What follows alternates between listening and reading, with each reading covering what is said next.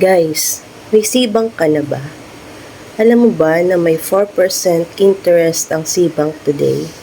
So tara, tingnan natin kung magkano ang interest natin sa kada amount na i-invest natin kay Cbank. Let's go! Nag-invest ka ng T1,000. Ang interest rate niya 1,600 yearly. And meron kang 4.38 pesos daily. So, ang laki niyan, di ba? Halimbawa naman, 400,000. So, ang interest rate niya is 12,800 annual. Meron kang daily na 35 pesos at 1,000 naman pag monthly. So, ang laki, di ba? So, tignan mo.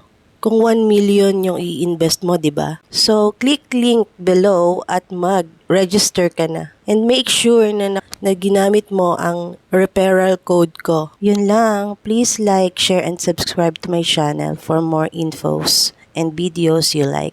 Thank you.